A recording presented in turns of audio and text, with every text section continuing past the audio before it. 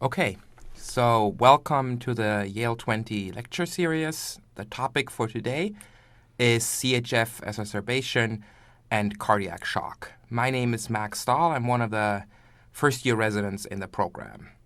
Okay, so every Yale20 presentation we start with a workflow. We're starting off with a 5-minute bedside assessment. The 5-minute bedside assessment is basically about eyeballing the patient, getting an idea, how sick is my patient, and where does this patient go from here? Is this a patient that goes to the general ward, or is this a patient that goes to the CCU, the cardiac care unit? And then secondly, what is the overall treatment approach for my patient? And at that time, we don't want to delve too much into all the details of treatment, but rather give you an idea what is the overall treatment for a patient presenting with a CHF exacerbation. This should help you when your resident tells you, please go eyeball this patient in room 20. This should give you an idea on what to look for. Okay, next we're going to talk a little bit about diagnosis and differential diagnosis. And this is a time when you get to be a little bit like Dr. House and really come up with a good diagnosis and differential. Topic 1 is going to be, is this truly a CHF exacerbation or something else going on with this patient? Remember, there is a broad differential for dyspnea. And we kind of want to try to give you some guidance how to come up with an evidence-based way of forming a diagnosis or a differential diagnosis. And the second big question is, why does my patient come into the hospital? What tipped my patient over that the patient is now in shortness of breath? And we try to find a little bit more reasons than just saying, oh, this patient just forgot the Lasix dose or was not compliant with medication. Although that's probably the most likely answer to the question, we want to kind of give you a big overview over all the different causes and how to come up with a good cause analysis for your patient. All right, next comes treatment. And I kind of divided that into 3 different treatment situations. The first one is on the general medicine ward. It's a patient that is not that sick, but needs to be admitted to the hospital. And we're going to talk about how to really use diuretics in a smart way, how to step up your therapy based on the patient situation. Secondly, we're going to switch gears and jump into the cardiac care unit, where most of the sick patients go. And we're going to talk about how to fine-tune the heart, so how to use vasopressors for the benefit of the patient. And thirdly, how do I prevent readmission of the patient? How do I make sure this patient doesn't come back every month for the same problem? Okay, we're going to finish off the presentation, like always in the Yale20 curriculum, with assessment and plan section. This should give you an idea how to write up your patient, how to write a good assessment and plan for a CHF exacerbation or a cardiac shock. And going from there, after you finish the write-up, how do you present it to the medical team? How do you present it during rounds, either on the general medicine ward or in the cardiac care unit? And lastly, we're going to give you a couple take-home points and some more information with helpful links to the topic. Okay. We're going to divide the topics into a part 1, talking about the 5-minute bedside assessment and the diagnosis, and then part 2, treatment, assessment, and plan, as well as some take-home points. Okay, let's start off with a 5-minute bedside assessment. So your resident tells you, I have a patient in room 20. This patient seems to have cardiac problems. He's really short of breath right now. Can you just eyeball the patient? I'm really busy right now. Just tell me, how sick is this patient? Does this patient need to go to the cardiac care unit, or can we keep the patient here?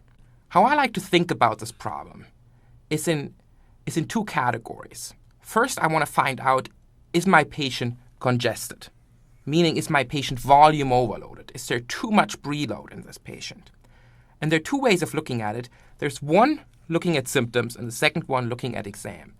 Symptoms are your classical symptoms of a CHF exacerbation, meaning dyspnea on exertion, orthopnea, and PND. PND is a good sign, basically meaning, is your patient waking up in the middle of the night gasping for air? Secondly is exam.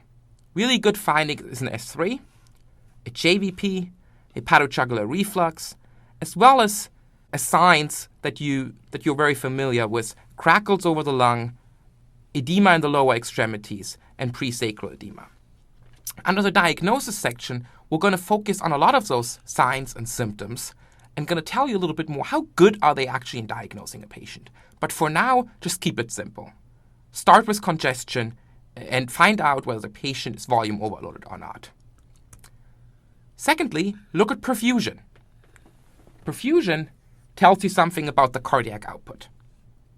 So you want to find out, is there not enough blood going to the patient's organs? Classical symptoms is fatigue, chest pain, altered mental status, also shortness of breath. And on the exam, you will find a low blood pressure. You will find cool and pale extremities. You basically will see mottled extremities. And you can look at the urine output. Urine output has been called the poor man's cardiac output. It's a great estimation for cardiac output, mainly because there's so much blood going through your kidneys that you really get a good estimation of the cardiac output. If the cardiac output drops, your patient will make less urine. Okay, so if you answer those two questions, is a patient congested and does a patient have low or high perfusion, you can organize your thought in a table. First situation is you have good perfusion and your patient is not congested. So you would call that state a warm and dry state. This patient can be treated as an outpatient. Basically, medical adherence is important, diet adherence is important, but this patient does not need to be admitted. Second situation is you have a patient who is congested. You hear crackles over the lungs, the patient is short of breath, increased JVP, so the patient is wet. But there's good perfusion to the extremities. No hypotension, extremities are not cool or pale. So you have a warm situation. This situation we call warm and wet. This kind of patient needs to go to the general medicine ward and will receive diuresis. Last situation is if on top of a congestion problem, you also have a problem with perfusion and you have a state called cold and wet. This is a very critical state, and this patient is very sick. Because the patient is sick, this patient will go to the cardiac ICU to a monitored setting. Okay, so in the Yale20 curriculum, we kind of try to organize your thought in terms of trajectory of care and how sick this patient is in a traffic light principle. So let's do that for our patient with CHF. The green light would be your patient here, the warm and dry patient. This patient can be treated, as I said, as an outpatient. Yellow light would mean a patient who's warm and wet. He would be admitted to the medicine ward and would receive diuresis. Basically, just dry the patient out. And red light means cardiac shock. This is this situation here. A patient is cold and wet. This patient needs to receive inotropes or vasopressors before he can actually do diuresis. And I will explain that concept in a second. Okay, so let's illustrate the concept again in a graph. I think you're familiar with this. On the x-axis, we have preload. On the y-axis, we have cardiac output. If you have low cardiac output, you get symptoms of low cardiac output that we explained. Low perfusion, low blood pressure, cool and pale extremities. If your preload is too high, you're going to have congestive symptoms, meaning shortness of breath, crackles, lower extremity edema. In a normal patient that is warm and dry, this is the cardiac output curve. With an increased preload, you get an increased cardiac output. And that's mainly because of the Frank starting mechanism. So a normal patient or a patient that can be treated outpatient is right here. Is not congested and doesn't have any symptoms of low cardiac output. Okay, This is what happens if you have a patient that is warm and wet. Remember the yellow light in the traffic light. So you have congestive symptoms, but you do not have symptoms of low cardiac output. You're right here. If you have a patient with cardiac shock, though, a cold and wet patient, you both have symptoms of low cardiac output and congestive symptoms. So that's a very critical state. And your cardiac output curve is much lower than the cardiac output curve of a patient with just regular CHF exacerbation or a patient that has a normal heart or just a mild dysfunction of the heart. All right, so what's the treatment principle for a patient on the ward? Let's go back to the cardiac output curves. A warm and wet patient, again, is here. So you want to move your patient in the cardiac output curve about here, because that's where the patient is not wet anymore, he's not congested anymore, but still has a good cardiac output.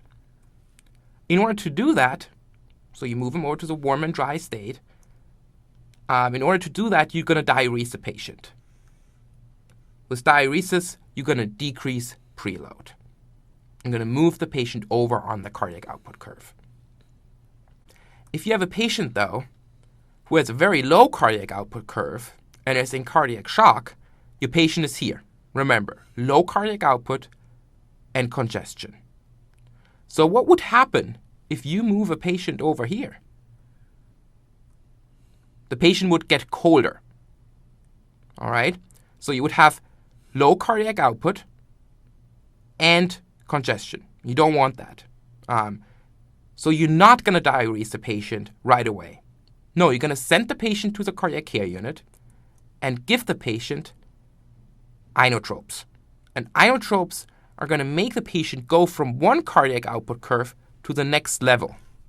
All right? This is going to be a state called warm and wet. So the patient is warming up, blood pressure is going up, perfusion is getting better, but the patient is still wet and congested. Once the patient is warmed up, you can move the patient over by diuresis to a warm and dry state. Okay? So remember, don't start with diuresis, start with inotropes, and then do diuresis second. So key treatment principle here is diuretics, decrease preload. Key treatment principle for a very sick patient goes to the CCU is you warm them up first, increase the cardiac output, and then you dry them out.